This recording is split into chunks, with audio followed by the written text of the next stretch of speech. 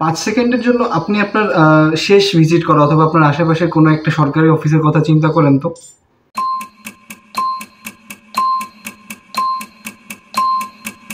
I am sure আপনার মনের মধ্যে নিশ্চয়ই এই ধরনের কোনো সিনারিও আসে নাই।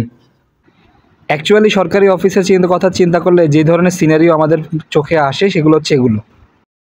আচ্ছা, এইবার চিন্তা করেন আপনি হচ্ছে শেষ যখন এই ধরনের কোনো একটা অফিসে সেবা নিতে গেছিলেন, তখন আপনার সাথে কি ধরনের এক্সপেরিয়েন্স হয়েছে? কাগজপত্রে তো অনেক সমস্যা, বেজাল। বাবার নাম এটা কি লেখলেন? সার্টিফিকেটে কি আর এখানে কি দুই জায়গায় লেখছেন কেন? বাংলায় লিখতে বলছি আপনার, আমি এটা ইংলিশে লেখছেন কেন? এত তারা হইলে তো ভাই দেওয়া যাবো না, আপনারা তো 3-4 মাস সময় দেওয়া লাগবে। আই এম শিওর আপনি যদি কোনো সরকারি ব্যাংকে গিয়ে থাকেন, আপনাকে অবশ্যই বিশাল বড় সিরিয়ালে থাকা লাগছে। এরপরে হচ্ছে বেশিরভাগ সরকারি ব্যাংকে এসি থাকে না, আর যদি থাকেও সেটা ঠিকমতো কাজ করে না। তাছাড়া সরকারি অফিস বা সরকারি ব্যাংকে গেলে বা সরকারি কোনো একটা অফিসে যাওয়ার আগে আমাদের চিন্তা করতে হয়, সরকারি একটা অফিসে যাব, হাই হাই এখানে তাহলে তো অনেক সময় নিয়ে যেতে হবে, অনেক সিরিয়াল আছে, অনেক আরও তো কত দুশ্চিন্তা মাথায় চলে আসে। আর সরকারি ব্যাংকের কোনো ওয়েবসাইট বা সরকারি বেশিরভাগ যে ওয়েবসাইটের সার্ভারগুলো বেশিরভাগ সময় থাকে ডাউন। তো আপনি হচ্ছে সরাসরিও সার্ভিস নিতে পাচ্ছেন না, একটা চাচ্ছেন যে সরকারি অনলাইনের মাধ্যমে কোনো সার্ভিস দেবেন, দেখা যায় যে অনেক সময় সার্ভার ডাউন থাকে। আপনি অথবা একটা যদি বেসরকারি একটা ওয়েবসাইট আপনি চিন্তা করেন, দেখবেন খুব পশ, খুব সার্ভিস এস্থেটিক একটা ওয়েবসাইট থাকে, কিন্তু আপনি যদি একটা সরকারি ওয়েবসাইটের কথা চিন্তা করেন, সেটা থাকে যে স্ট্যাটিক, বেশিরভাগ সময় সার্ভার কাজ করে না, লগ ইন দেওয়া যায় না, লগ ইন দিতে গেলে ওটিপি আসে না, কিংবা ল্যাগ করে। কিন্তু প্রতি বছর বিভিন্ন পরীক্ষার রেজাল্ট পাবলিশ হয় সরকারি ওয়েবসাইটে, আর সেই দিন আপনি যদি দেখেন, আপনি ওয়েবসাইটটা খুব ইজিলি কিন্তু অ্যাক্সেস করতে পারতেছেন না। সেই ওয়েবসাইটটা অ্যাক্সেস করতে গেলে আপনাকে দেখা যায় অনেকবার চেষ্টা করতে হতেছে, server down, server down, server down. বেশিরভাগ সময় সরকারি ব্যাংকগুলোতে দেখা যায় যে কোনো সিটই থাকে না কাউন্টারের সামনে, সেটা যত বড় সিরিয়ালই থাকুক আপনার সেখানে দাঁড়ায় থাকা লাগে। কিংবা আপনি হচ্ছে পাসপোর্ট অফিসে যান বা আপনি যে কোনো একটা সরকারি অফিসে যান, দেখা আপনার সিরিয়াল ছাড়া আপনি কোনো উপায় নেই। সিরিয়ালেও যে আপনি দাঁড়ায় আছেন, সেখানেও আপনার হচ্ছে বসার জায়গা নেই। আপনি একটা সরকারি হাসপাতালে যান, সেবা পাওয়া অনেকটা ভাগ্যের ব্যাপার।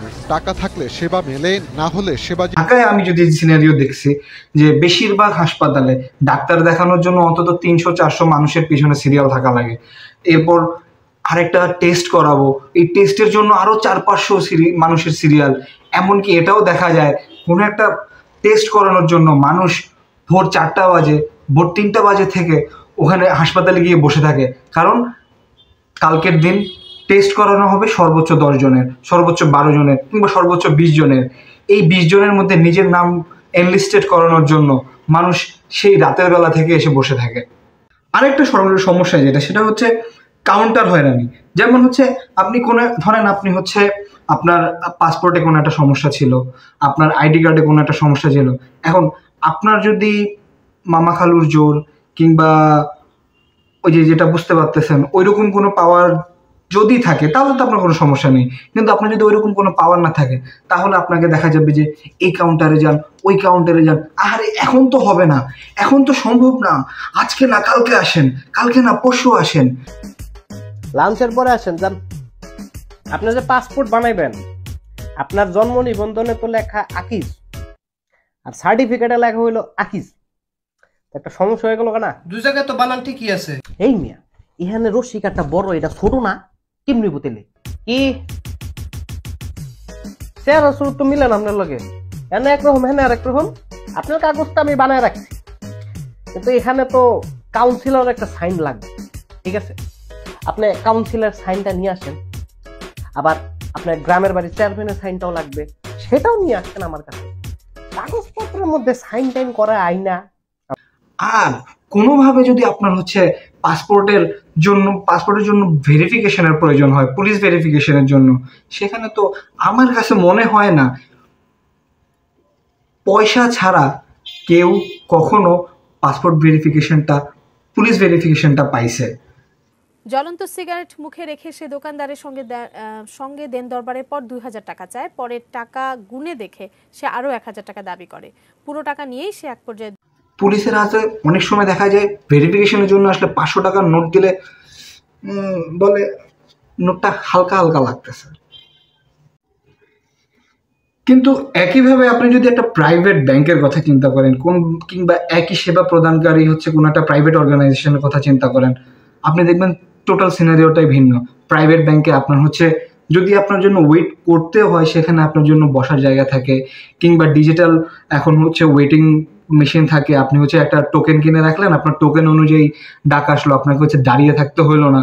কিংবা সেখানে আপনার একটা সরকারি ব্যাংকে যান, আপনাকে খুব কমই সম্ভবত স্যার হিসেবে সম্বোধন করবে। যদি আপনার বেশি টাকা পয়সা থাকে তাহলে হয়তো করতে পারে, কিন্তু বেশিরভাগ আমরা যারা গরিব মানুষ আছি আমাদেরকে হচ্ছে স্যার হিসেবে প্রাইভেট ব্যাংকে সম্মান করে না, বলে না। কিন্তু প্রাইভেট ব্যাংকে আপনি যদি 500 টাকা ডিপোজিটের জন্য যান, 200 টাকা ডিপোজিটের জন্য যান, আপনাকে আমি যতটুকু এক্সপিরিয়েন্স করছি সেখানে আপনাকে খুব সম্মান দিয়ে খুব স্যার হিসেবে স্যার আসেন বসেন এভাবে কথা বলা হয়। আমাদের দেশে সরকারি অফিসগুলো এতটা নিম্নমানের কেন, কিংবা সেবা পেতে গেলে আমাদের কেন টাকা পয়সা লেনদেন করতে হয়, এবং গত কয়েক বছরে সরকারি অফিসগুলোতে সেবার মান কি উন্নত হচ্ছে কি হচ্ছে না, এবং সেবার মান উন্নয়ন হোক বা না হোক, সরকারি কর্মকর্তা কর্মচারীদের জীবন মানের উন্নয়ন কিন্তু হচ্ছে। এই সব বিষয় নিয়ে এই ভিডিওতে কথা বলবো। দয়া করে এই ভিডিওতে সম্পূর্ণ দেখবেন, আশা করি ভালো লাগবে। সরকারি অফিসগুলোর এক্সরে করার আগে একটু কথা বলি সরকারি অফিসগুলোতে যাওয়ার জন্য যারা প্রস্তুতি নিচ্ছে, মানে যারা সরকারি চাকরির জন্য আবেদন করতেছে, কিংবা এই যে এখন গত কিছুদিন ধরে শুনতেছি বিসিএস এর প্রশ্ন ফাঁস হয়েছে, কিংবা ছেলেমেয়েরা কোটা সংস্কারের জন্য আন্দোলন করতেছে। তো এই বিষয় নিয়ে যদি একটু কথা বলি, দেখো সরকারি চাকরি ছাড়াও কিন্তু দুনিয়াতে অনেক চাকরি আছে। সরকারি চাকরি একটা সিকিউরিটি আছে, এটা সত্য, কিন্তু সরকারি চাকরির পিছনে ঘুরতে ঘুরতে আমাদের দেখা যায় যে আমরা আসলে কিছু কিছু একটা শ্রেণীর ছেলেমেয়েরা শেষ পর্যন্ত বেকার থেকে যায়, কারণ তারা সরকারি চাকরির পিছনে দৌড়াতে দৌড়াতে দেখা যায় যে তাদের যে লাইফ স্কিলগুলো আপডেট করা দরকার, কিংবা অন্য সেক্টরগুলোতেও চেষ্টা করার দরকার, সেই জিনিসটা তারা করতেছে না। তো আমার সবার কাছে রিকোয়েস্ট থাকবে যে তোমরা সরকারি চাকরির জন্য চেষ্টা করো, কিন্তু এর বাহিরে অন্যান্য সেক্টরগুলোতেও চেষ্টা করো। যদি ভালো হয়ে যায় তাহলে ভালো, না অনেক মানুষ আছে যারা সরকারি চাকরি পাওয়া সত্ত্বেও বিসিএস এ ক্যাডারপ্রাপ্ত হওয়ার পরেও অন্য সেক্টরে গিয়ে চেষ্টা করছে, অন্য সেক্টরে এখন কাজ করতেছে এবং খুব ভালোভাবে কাজ করতেছে। সবার প্রথমে কথা বলা যাক সরকারি চাকরিজীবীদের সবসময় সুপিরিয়রিটি হিসেবে দেখার বিষয় নিয়ে। এই জিনিসটা চলে আসছে ব্রিটিশ আমল থেকে। ব্রিটিশ আমলে যারা এই পূর্ব বাংলা কিংবা ব্রিটিশ ভারতে ছিল, এখন যারা হচ্ছে বিসিএস দিয়ে পাশ করতেছে, এরা আগে হচ্ছে বড় বড় যখন ওই সময় যারা ছিল তাদেরকে বলা হতো কালেক্টর, কিংবা এখন এদেরকে বলা হয়, এদেরকে আমরা হচ্ছে স্যার হিসেবে সম্বোধন করতে হয়। কিছু প্রায়ই দেখা যায় যে একজন ডাক্তার, সিভিল সার্জন, তাকে স্যার হিসেবে সম্বোধন করতে হবে, পুলিশ অফিসার তাকে স্যার হিসেবে সম্বোধন করতে হবে, না হলে সে রাগ করে, কিংবা একজন উপজেলা নির্বাহী কর্মকর্তা, ইউএনও, এদেরকে তারা চায় যে আমরা তাদেরকে স্যার হিসেবে সম্বোধন করি, কিন্তু তারা হচ্ছে অ্যাকচুয়ালি তারা হচ্ছে প্রজাতন্ত্রের কর্মচারী, এবং প্রজাতন্ত্রের কর্মচারীরা জনগণের টাকায় তাদের বেতন পায়। তাদের মনের মধ্যে এই যে পূর্ব সেই আমল থেকে একটা সুপেরিয়র, তারা হচ্ছে অনেক বড় কিছু, এই যে জিনিসটা তাদের মধ্যে চলে আসছে, এই জিনিসটা চলে আসার কারণে তারা সবসময় নিজেদেরকে অনেক বড় ভাবে। আর তারা যখন নিজেদেরকে অনেক বড় ভাবে, তখন তাদের মনের মধ্যে সেবার যে একটা মানসিকতা, যে আমাকে সেবা করতে হবে, সেই জিনিসটা তার মধ্যে আসে না। সে চিন্তা করে যে আমি তো অনেক বড় মানুষ, আমি কেন এই চাষার বাচ্চা, এই গরিব মানুষ, এদেরকে সেবা করব। কিংবা এই যে তারা চাকরিটা করতেছে, এই চাকরি করার ক্ষেত্রে তাদের কাছে মনে হয় যে 9 to 5 চাকরি করলাম, কোনো রকম গেলাম, পাশাটা লাগাইলাম টেবিলের মধ্যে, টেবিলের চেয়ারের মধ্যে, এরপরে আসা চলে এলাম, এরপরে দুপুরের লাঞ্চ ব্রেক তো আছে 1-1.5 ঘন্টা, গেলে এখন লাঞ্চ টাইম, পরে আসেন, কালকে আসেন, ওকে।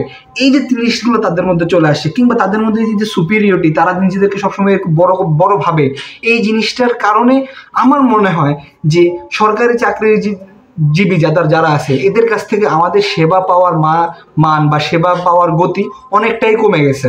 প্লাস সরকারি চাকরিজীবী যারা আছে বা সরকারি চাকরিজীবী যারা খুঁজে, তাদের মধ্যে একটা সবসময় উইন উইন সিচুয়েশন থাকে যারা চাকরি পেয়ে যায়, কারণ দিন শেষে তারা বেতন পাইতেছে, একটা জব সিকিউরিটি আছে, তার উপর টেবিলের নিচে দিয়ে তো ইনকাম আছে। এই যে সরকারি চাকরিজীবীদেরকে আমরা স্যার হিসেবে সম্বোধন করি, কিংবা দেখা যায় যে একটা সামান্য পিয়ন, সেও নিজেদেরকে নর্মাল মানুষের থেকে কিংবা সাধারণ মানুষের কাছ থেকে নিজেদের অনেক উঁচু লেভেলের মনে করে। আর এতে যে সরকারি চাকরিজীবীদের কাছ থেকে আমাদের সেবা পাওয়ার হার কমে যাচ্ছে, এই জিনিসটার পরিবর্তন হওয়া দরকার। সরকারি চাকরিজীবীদের সরকারি যে গাড়িগুলো দেওয়া হয়, এগুলো কিন্তু তাদের ব্যক্তিগত ব্যবহারের জন্য না, কিন্তু তারা দেখা যায় প্রতিনিয়ত এই গাড়িগুলো ব্যক্তিগত কাজে ব্যবহার করে। ঢাকা শহরে বিভিন্ন বড় বড় স্কুলগুলোর সামনে দেখা যায় তাদের বাচ্চাদের রিসিভ করার জন্য কিংবা দিয়ে আসার জন্য এই গাড়িগুলো ব্যবহার করা হচ্ছে, এবং প্রতিনিয়ত বিভিন্ন সাংবাদিকরা যা জিজ্ঞেস করে, এই গাড়িটি কোন ডিপার্টমেন্টের, এটা কি পার্সোনাল কাজে ব্যবহারের জন্য? যাই হোক, এই হোক কোনো বিষয় না, কিন্তু কোনো রকম যদি আপনি রাস্তাঘাটের মধ্যে তাদের গাড়িতে একটু ডেন্ট ফালান, কিছু একটা করেন, দেখেন আপনার 14 গোষ্ঠীর কি হাল অবস্থা করে। এরপর আরো একটা বিষয় নিয়ে কথা বলতে চাই, সেটা হচ্ছে ধরেন আপনি বিসিএস এর কোচিং করতেছেন কিংবা আপনি সরকারি একটা চাকরি করতে যাবেন, সবার মনের মধ্যে টেনশন আসে। ধরেন সরকারি চাকরি তো এমনিতেও খুব একটা সাধারণ মানুষ পায় না, এই যে কোটা ব্যবস্থার কারণে প্রায় 60% তো ওরাই নিয়ে যায়, সরকারি কোটা ওরা নিয়ে যায়। এরপর যারা কোটা ছাড়াই যায়, কোটা ছাড়া একটা সাধারণ একটা ছেলে সরকারি চাকরি করতে যাচ্ছে, ওর মনেও চিন্তা ভাবনা থাকে একবার সরকারি চাকরিটা খালি পায়া যায়, এরপরে লাইফ সেট। অথচ আপনি যদি চিন্তা করেন, সরকারি চাকরির কিন্তু বেতনের গ্রেড 15, 20, 30 সব মিলে ধরেন 30, 35, 40, একদম ভালো গ্রেডের হলে আরও বেশি হয়, কিন্তু শুরুর দিকে কিন্তু এরকমই থাকে। তাহলে এই বেতনের উপরে নিশ্চয়ই তারা নির্ভরশীল না, তার মানে তারা শুরু থেকেই ওই যে নিচের ইনকামের কথাই চিন্তা করে। তাছাড়া আরেকটা জিনিস, এই যে তাদের মনের মধ্যে ঢুকাই দেওয়া হয়, একবার যদি সরকারি চাকরিটা পেয়ে যাও তাহলে লাইফ সেট। এই যে সেটের চিন্তা যখনই তাদের মাথায় আসে, তখনই তারা চিন্তা করে, আমার তো একবার সরকারি চাকরি পেয়ে গেছি, এখন আর আমার চাকরি খাবে কে, এখন সেবা করলেও কি না করলেও কি। এই যে তাদের মেন্টালি একটা চিন্তাভাবনা, সবসময় নিজেদেরকে উপরে রাখার, এই চিন্তাভাবনার কারণে তারা সেবা থেকে দূরে গিয়ে তারা জনগণের গোয়ায় এটা মারে। আচ্ছা, এইবার কথা বলি আর একটা বিষয় নিয়ে। সরকারি চাকরি যারা করে তাদের মধ্যে কিন্তু মোটিভেশনের অভাব আছে। ধরেন একটা সরকারি কর্মচারী, তাদের কিন্তু প্রমোশনের সুযোগ খুব কম। ধরেন আপনি একটা বেসরকারি অফিসে ঢুকলেন, কর্পোরেট অফিসে ঢুকলেন, ধরেন সুন্দর পিচাইয়ের কথা চিন্তা ভাবনা করেন, সে গুগলে ছিল, সে কিন্তু খুব সাধারণ একজন কর্মী থেকে জয়েন করে, এরপর সে এখন গুগলের সিইও আছে। আপনি যদি বাংলাদেশের বিভিন্ন কর্পোরেট ইন্ডাস্ট্রির কথা চিন্তা করেন, সেখানে কিন্তু প্রমোশন, রেগুলার প্রমোশন বা তার কাজের এক্সপিরিয়েন্স কিংবা তার কাজের পারফরমেন্সের উপরে কিন্তু তার প্রমোশনগুলো হয়, যেই জিনিসটা সরকারি চাকরিতে খুব কম।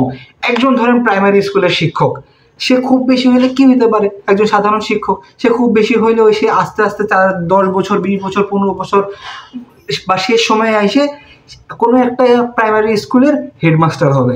এর বেশি কিন্তু তার প্রমোশন হওয়ার কোনো সুযোগ নাই। একজন কনস্টেবল যদি কোনো একজন জয়েন করে, একজন কনস্টেবলের চাকরি জীবন শেষ পর্যায়ে গেলে সর্বোচ্চ গেলে তার প্রমোশন কতটুক পর্যন্ত হবে, একজন এসআই পর্যন্ত, এর বেশি তো তার প্রমোশনের কোনো সুযোগ নাই। আছে তাও যে প্রমোশনটা হচ্ছে, এই প্রমোশনটা কিন্তু পারফরমেন্সের উপরে হয় না, এই প্রমোশনটা হয় অনেক বছর থাকার পর, অনেক বছর সার্ভ করছে সেই জিনিসটা চিন্তা করে। আমার একটা ইনস্টিটিউশন ছিল পর্যটন কর্পোরেশন, সেখানে আমি দেখতাম যে আমাদের যে টিচাররা ছিল, এদেরকে সারা চাকরি জীবন এই যে টিচারি করে খাটাইছে, এখন শেষ পর্যায়ে আইসা ধরো 6 মাস থাকে বা 1 বছর থাকে, এই সময় আইসে তাদেরকে একটু ভালো, মানে অনেক বছর চাকরি করছে, এখন একটু সুযোগ সুবিধা দেওয়া যায়, এই মানে এই যে একটা কনসিডারেশন বা একটা মায়া করে তাকে হেড অফিসে ট্রান্সফার করা হচ্ছে, হেড অফিসে একটু শান্তির চাকরি দেওয়া হচ্ছে। এই জিনিসটা কেন আরো আগে না, কিংবা তার যে যোগ্যতা আছে, সেই যোগ্যতা অনুযায়ী কেন তাকে দেওয়া হচ্ছে না? একজন হেডমাস্টার হিসেবে জয়েন করলো, সে হেডমাস্টার হিসেবে জয়েন করার পর সে সর্বোচ্চ আর কি হতে পারে? কিছুই হতে পারে না। সে একজন হেডমাস্টার কি পরবর্তীতে শিক্ষা অফিসার হইতে পারে না তো। এরপর এই যে আপনি ধরেন একজন সুইপার, ও কি জীবনে সুইপারের পদ ছাড়া অন্য কোনো পদে যাওয়ার কোনো সুযোগ আছে? নাই তো। এরপর ধরেন আপনার হইতেছে আপনার এলাকায় একটা সুইপার ঠিকমতো পরিষ্কার করতেছে না, আপনি এখন কি করতে পারবেন? তার বিরুদ্ধে কোনো ব্যবস্থা নেওয়ার সুযোগ আছে? নাই তো। আপনি ব্যবস্থা নিলেন, কমপ্লেন করলেন, এতে তার কিচ্ছু আসে যায় না। তার চাকরি খাইতে পারবেন না। সরকারি যে হাসপাতালগুলো, এই হাসপাতালগুলোতে যারা নার্স আছে, নার্সদের ব্যবহার, সবার কথা আমি বলতেছি না, কিন্তু বেশিরভাগ সময় দেখা যায় যে নার্স বা যারা অ্যাটেন্ডেন্স যারা আছে এদের ব্যবহার খুব বাজে। কিন্তু আপনার একটা সিট দরকার হাসপাতালে, বা আপনার হতে একটা বালিশ দরকার, কিছু যদি না দেন, 50 টাকা 10 টাকা 20 টাকা যদি আপনি হাতে না দেন, এগুলো আপনারা দিবে না। এই যে দিচ্ছে না, এর জন্য যে আপনি কারো কাছে কমপ্লেন করবেন, কি করবেন? কার কাছে কমপ্লেন করবেন? কমপ্লেন করার কোনো সুযোগ আছে? বা ধরেন কমপ্লেন করলেও কি তার কোনো কিছু করতে পারবেন? কিছুই পারবেন না, কারণ তার জব সিকিউরিটি আছে। তার এই জব সিকিউরিটিটা তাকে সেবা করার জন্য নিরুৎসাহিত করে। তার যদি পারফরমেন্সের ভিত্তিতে উন্নয়ন করার সুযোগ থাকতো, তখন সে চিন্তা করতো যে আমি মানুষকে সেবা করি, আমি যে মানুষকে সেবা করতেছি এটার একটা দাম আছে। এটা যখন আমার ঊর্ধ্বতন কর্তৃপক্ষ দেখবে আমার পারফরমেন্স, তখন তারা আমার প্রমোশন করবে। কিন্তু এই জিনিসটা সরকারি চাকরিতে নাই। সরকারি চাকরিতে আপনি যদি দেখেন, নির্দিষ্ট সময়ে যে আসার কথা বা উপস্থিত থাকার কথা, বেশিরভাগ সময় আপনি প্রত্যন্ত অঞ্চলগুলোতে যদি দেখেন, সরকারি চাকরিজীবীরা নির্দিষ্ট সময় আসে না। সরকারি ডাক্তাররা নির্দিষ্ট সময়ে হাসপাতালে আসে না। কেন আসে না? কারণ তাদের জবাবদিহিতা নাই, কারণ তাদের এর বেশি উপরে ওঠার সুযোগ নেই। যদি তাদের এর বেশি উপরে ওঠার সুযোগ থাকতো, পারফরমেন্সের উপরে ওঠার সুযোগ থাকতো, বা একটা জবাবদিহিতা থাকতো যে এই সময়ের মধ্যে আসতে হবে, এটা করতে হবে, তখন যে তারা এই জিনিসটা করতে বাধ্য হতো। সরকারি চাকরিজীবীদের চাকরি করার পিছনে একটা বড় মোটিভেশন থাকে হচ্ছে টাকা। এখন আপনার মনের মধ্যে চিন্তা করতে পারেন যে বেসরকারি চাকরিজীবী যারা, তারা কি টাকা ছাড়া চাকরি করে? না, তারা টাকা ছাড়া চাকরি করে না। কিন্তু সরকারি চাকরিজীবী যারা আছে, এদের মধ্যে যেহেতু তাদের প্রমোশনের কোনো চিন্তা ভাবনা নাই, আর জব বা চাকরি যাওয়ার কোনো দুশ্চিন্তাও নাই, তাই শুধু টাকা তো তাদের আসতেছে, তাই সেবা করার দরকার কি? আর বেসরকারি চাকরিজীবী যদিও তারা টাকার জন্য করে, কিন্তু তাদের একটা ভয় আছে, চাকরি যাওয়ার ভয়। কোনো একটা সমস্যা করলো, কোনো একটা আপনি কমপ্লেন করেন একটা বেসরকারি চাকরিজীবীর বিরুদ্ধে, তার উপরের কোনো কর্মকর্তার বিরুদ্ধে, দেখবেন তার হোগা টাইট হয়ে যাবে। কিন্তু সরকারি চাকরিজীবীর কিছুতে সেটা যায় না। খুব বেশি যদি অন্যায় করে তাহলে কি হয়? ট্রান্সফার হয়, এর বেশি তো কিছু হয় না। এবার আসি সরকারি চাকরিজীবীদের ইনকামের বিষয় বা টাকা পয়সার বিষয়ে কথা বলি। আপনি যদি একটা বেসরকারি চাকরিজীবীর কথা চিন্তা করেন, ও বেচারা ধরেন 30-35 হাজার টাকা বা 20,000-25 হাজার টাকা ইনকাম করে।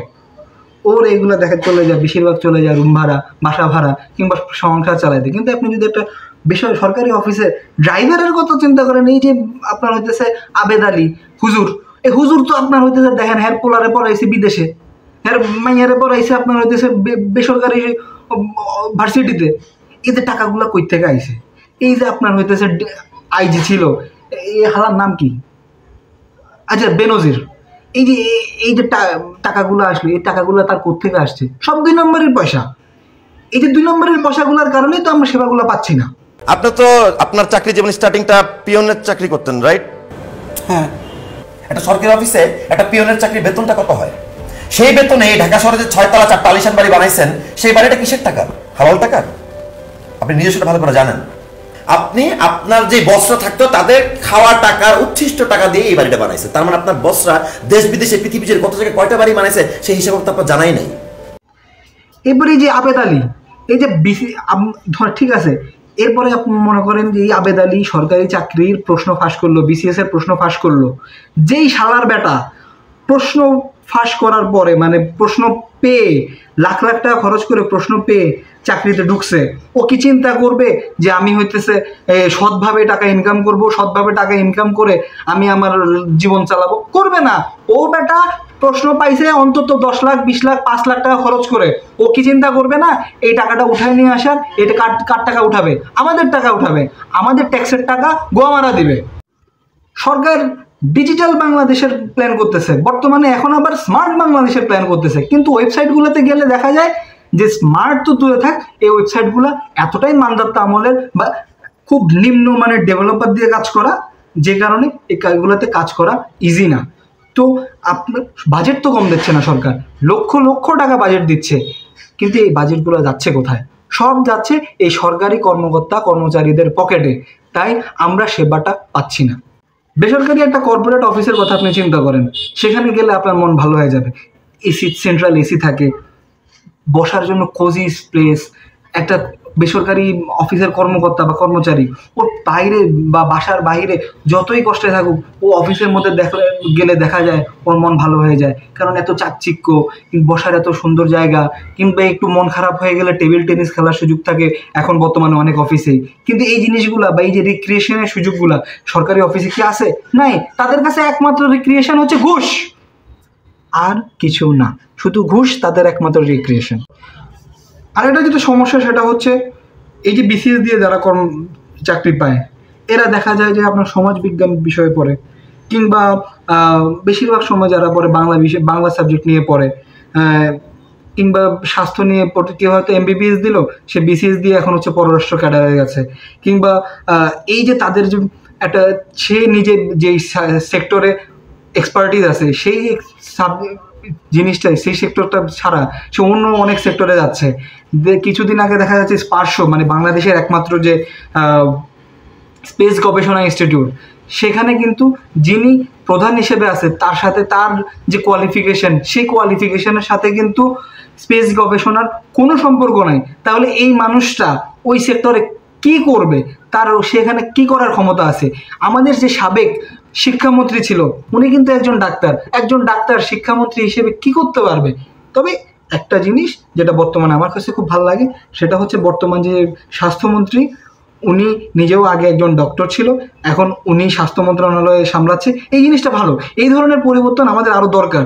কিন্তু যারা অযোগ্য তাদেরকে আপনি বিভিন্ন মন্ত্রণালয়ের মন্ত্রী, কিংবা যারা অযোগ্য বা যাদের এই কোনো একটা স্পেসিফিক সেক্টরে কোনো অভিজ্ঞতা নাই, তারা যখন এই সেক্টরের ডিজি হচ্ছে, প্রধান হচ্ছে, তাদের আসলে এই সেক্টর নিয়ে কাজ করার তেমন কোনো সুযোগ থাকে না। কিংবা ধরেন আপনি হচ্ছে আমাদের পর্যটন কর্পোরেশনের কথা চিন্তা করেন, পর্যটন কর্পোরেশন আমি যেখানে পড়াশোনা করছি, এখানে যে প্রধান, ওনার সাথে উনি কি জীবনে কোনো একটা হোটেলে চাকরি করছে? উনি কি জীবনে কোনো একটা ট্যুর গাইডিংয়ের সাথে চাকরি করছে? তো উনি এই সেক্টরের প্রধান হয়ে ওনার কাজ কি করবে? ওনার কি করার আছে? উনি বাংলাদেশের পর্যটন নিয়ে উনি কি করতে পারবে? কিছুই করতে পারবে না, কোনো ক্ষমতা নাই তার, কারণ সেই বিষয় জানে না। হ্যাঁ, তারে কোনো রকম কেউ একটা বুঝাইলো, সে যা বুঝলো ওটাই করলো। তার আসলে নিজের থেকে যে ক্রিয়েটিভিটি বা আমি এখানে এক্সপার্টিস আছে, আমি কিছু একটা করব, সেই সুযোগ তার মধ্যে নাই, বা সেই সুযোগ সরকার বা আমাদের কর্ম কমিশন দেয় নাই। এরপর আরেকটা বড় যে সমস্যা, সেটা হচ্ছে সরকারি চাকরিজীবীদের কিছুদিন পর পর ট্রান্সফার, তার উপর হচ্ছে তার নিজের যে জেলা। বেশিরভাগ সময় দেখা যায় যে একটা সরকারি কর্মকর্তা বা কর্মচারী তার নিজের জেলা বা নিজের আশেপাশের জেলা থেকে বাদ দিয়ে সে অনেক দূরে কাজ করতে হয়। এখন আপনি যদি মনে করেন আপনার নিজেও যদি আপনি নিজের দিক থেকে চিন্তা করেন, আপনি একজন কর্মচারী, আপনার বাড়ি হচ্ছে ধরেন চাঁদপুর, কিন্তু আপনাকে ফালাইছে হচ্ছে সিলেট। আপনি সিলেটের মানুষের সাথে নিজেকে অ্যাডজাস্ট করতে পারতেছেন না, কিংবা আপনার সবসময় মাথার মধ্যে থাকবে যে দেশের বাড়ি কখন যাব। সরকারি চাকরিজীবীদের বেশিরভাগ মাথায় চিন্তা ভাবনা থাকে কবে বৃহস্পতিবার আসবে, আর কোনো রকম হাফ ডিউটি করে দিবে দৌড় আগামী 2 দিনের জন্য। তাদের মনের মধ্যে শুধু এই জিনিসটা থাকে। কিন্তু সে যদি তার আশেপাশে থাকতো, তাহলে তার এই মনের মধ্যে চিন্তা ভাবনা থাকতো না। কিংবা তার পরিচিত মানুষগুলো যদি আশেপাশে থাকতো, পরিচিত এলাকায় থাকতো, পরিচিত মানুষের সাথে কথাবার্তা থাকতো, সে নিজে যেই আঞ্চলিক ভাষায় কথা বলে সেই জায়গার আশেপাশে যদি মানুষ থাকতো, তাহলে তার মধ্যে সেবা করার যে মন মানসিকতা হয়তো বা আর একটু ভালো থাকতো, বা সে চিন্তা করতো যে এরা তো আমারই এলাকার মানুষ, তাহলে এদেরকে তো আর একটু ভালো সেবা দিতে হবে। এই জিনিসটা তার মধ্যে নাই। সে চিন্তা ভাবনা করতেছে এই রে আমার বাড়ি হইলো চাঁদপুর, আমি আইছি সিলেট, আমি আইছি চট্টগ্রাম, এইখানে এই করে আর এই চট্টগ্রামের এই খ্যাতগো, সিলেটের এই বড় লোকগো আর সেবা দিয়ে আমার লাভ কি? এছাড়া আমার মনে হয় সরকারের বিভিন্ন ব্যবসায়িক সরকারের যে ব্যবসায়িক কিছু প্রতিষ্ঠান আছে, যেমন ব্যাংকগুলো আছে, তারপরে যে মেট্রো, তারপর হচ্ছে আরও বিভিন্ন সরকারের যে অফিসগুলো আছে, কিংবা এয়ারপোর্টের যে সেবা, এই সেবাগুলো আস্তে আস্তে ধীরে ধীরে প্রাইভেটাইজেশন করা উচিত, কিংবা পিপিপি এর আন্ডারে, পাবলিক প্রাইভেট পার্টনারশিপের আন্ডারে করা উচিত। এতে দেখা যায় যে অধিকাংশ ক্ষেত্রেই জিনিসগুলো আমাদের পাশের দেশ ভারতেও দেখা গেছে যে প্রাইভেটাইজেশনের ফলে সেবার মান কিন্তু অনেকাংশেই উন্নত হয়েছে। আমাদের দেশেও এই জিনিসগুলো করা উচিত। যেমন সরকারের কাজ হচ্ছে দেশের উন্নয়ন করা, সরকারের কাজ দেশের ব্যবসা প্রতিষ্ঠান চালানো না। কারণ সরকার যখন ব্যবসা প্রতিষ্ঠান চালাতে যায় তখন এখানে এই যে কর্মচারীগুলো সব সরকারি সুযোগ সুবিধা পায়, তাদের মধ্যে আর সেবার মানসিকতা থাকে না।